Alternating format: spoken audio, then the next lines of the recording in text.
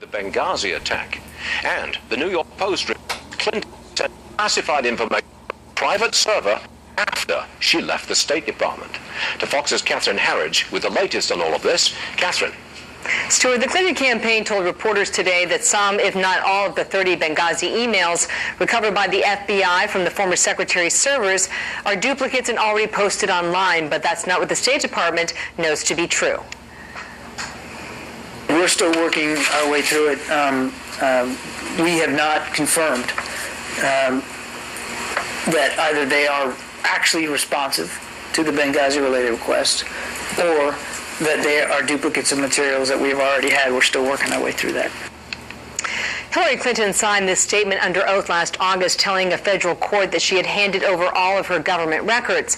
But Fox News is told that some of the new emails come from the first week after the 2012 attack, and that's the same week then Secretary Clinton was at Andrews Air Force Base, where the caskets of 4 Americans were flown home. The State Department wanted until the end of September to review these 30 records and check for classified information and whether they're duplicates.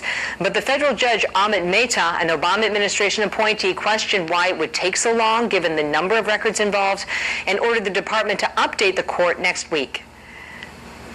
I think the significance here is that the judges who have really been prodding the Clinton people to turn these documents over and to answer the questions under oath are not judges who were appointed by conservative Republicans. Separately, there is a new Clinton email from 2013. The RNC, who sued for the document from the State Department, says it shows that she sent classified information after she had left the State Department serving as secretary there, because parts are all blacked out using that B1 code, which is the classified information code. Today, the State Department said that was not the case, that the information was updated after the fact to classified, but there really is a key data point. I'm sorry, I don't have the email right there on the screen, but there's something called the declassification date, and that is always fixed at the point at which it was determined to be classified, and in this case it's 10 years after the document was sent. So that's more evidence really that it was classified at the time, not after the fact, if you can follow all of that. Oh, we did. Okay. I got it, Catherine Harrington. Thank you very much indeed. Thank you. You're welcome. All right, now, as Catherine reported, State Department lawyers claim they need until the end of September to review 30 emails potentially related to Benghazi before they release them to the public. 1 month to review 30 emails. Judge Napolitano joining me now on the phone. That seems like a very long delay, Judge. Can you explain it? Well, I can't explain it, except that I think the federal judges about whom Catherine just spoke agree with you that there's no way it takes 30 days to review 30 emails. Look, Stuart, it is apparent that when Mrs. Clinton left the State Department and took with her all of the digital and all of the hard copies of all of her emails, and then personally decided which ones would be returned and which ones would not be returned, she failed miserably at returning back to the government what is the government's property, which is her work-related emails. That number now exceeds 15,000 emails that she failed to return. Is the Justice Department going to change its mind and decide that there's a half dozen federal statutes that she violated? Probably not. Will a President Trump, if he's elected, unleash his Justice Department to prosecute her? Probably so. If she beats Donald Trump, would she pardon herself, or would she instruct the Justice Department to lay low and just endure the political barrage that will come? Who knows the answers to these questions, Stuart? Okay. Judge, thank you very much indeed for appearing with us today. Complicated stuff, but you cut right through it. We appreciate that, Judge. Thank you, sir. Now, Hillary is back on the campaign trail today after 70 days. Maybe that number is contributing to this number. According to a new poll, her unfavorable rating is 56%. That is the highest she's ever had. To Real Clear Politics, Caitlin Huey-Burns.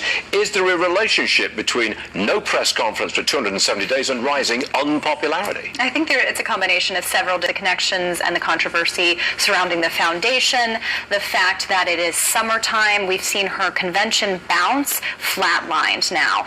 When you look at that poll that you just mentioned, that's talking about Americans as a whole. When you look at the registered voters in that poll, she's almost even with Trump on the issue of unfavorability. So these are two very unpopular candidates. Her unfavorability rating is rising. That's correct? That's correct. And you think it's because of this surrounding scandal that just keeps on going? Right. I think it's a combination of all of those things. And avoiding the press. I mean, do you think she will avoid the press all the way through to the November election? Well, I think the calculation on their part is that we have 70 or so days to go. Is set to make his big immigration speech tonight. And it follows this joint event moments ago between Trump and Mexico's President Nieto. To Katie Pavlich on the potential impact here. Now, Katie, I know you watched this all the way through. Mm-hmm. Did Donald Trump politically win or lose from that joint appearance? I think he certainly won, and even on just the basic issue of the president of Mexico pointing out that he gave an invitation to Hillary Clinton, he gave an invitation to Donald Trump, and Donald Trump responded right away. And it's not clear whether Hillary Clinton has even responded to that invitation. It shows that he's willing to learn even when there are disagreements. I think based on the remarks that were given today, we're going to hear a lot more in his speech tonight than just illegal immigration. We're going to hear about trade deals, how our partnership with Mexico, who by the way is our third largest trading partner, can actually benefit from some reform. So I think we're going to hear about a variety of issues outside of what we've already heard on the campaign trail. Now, we know that they talked about the wall. Donald Trump said that it is the right of all countries that the border is a sovereign right, and you've got a sovereign right to build a barrier or a wall, and he used that word. Mm-hmm. But in question and answer session later, he said... He was asked specifically if they discussed payment of the wall. He said the wall. And I think it is important for him to reiterate that, yes, the United States has a right to its sovereignty. Mexico has a wall on their southern border, so they can't say that it's something that countries should not do. But I think tonight Trump has to clarify what exactly that wall means. We've heard that maybe we'll be seeing parts of the wall be virtual. We've heard his campaign say, well, there's mountains in some areas now that maybe we should reassess where he put the wall.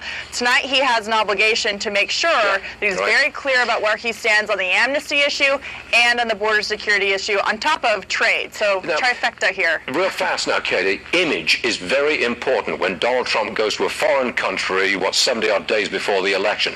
Do you think he looked presidential?